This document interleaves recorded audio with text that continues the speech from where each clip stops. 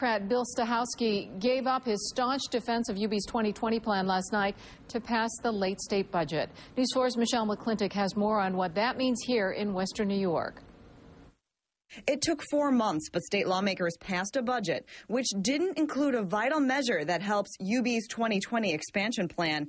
As a way to turn around the state school system, the SUNY chancellor pushed for a plan to allow public institutions to set their own tuition rates without legislature approval. I do not mind at all giving up, that authority that I have as an individual legislator.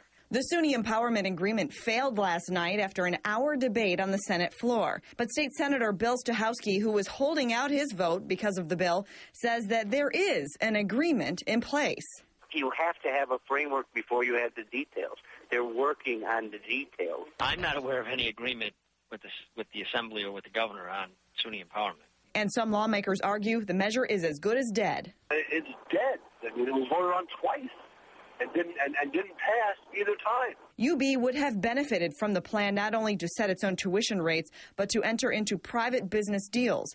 UB President John Simpson says he's disappointed and believes it's politics as usual. What has happened is the failure of this legislation combined with the severe budget reductions we've had in the last several years really puts us in a very, very weakened state and makes 2020, even though it remains what we want to do, a long ways off.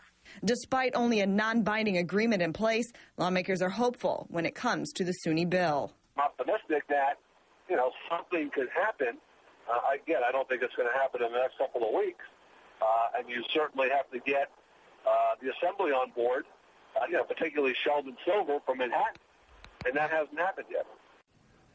And President John Simpson tells me that even if the bill had passed, it would have taken 5 years to get back on track for UB's 2020 plan. Now they are much further off from their 2020 goal. He says he's aware of the non-binding agreement, but says he's waiting to see something more substantial than just talk. Reporting live in the newsroom, Michelle McClintock, News 4 at noon.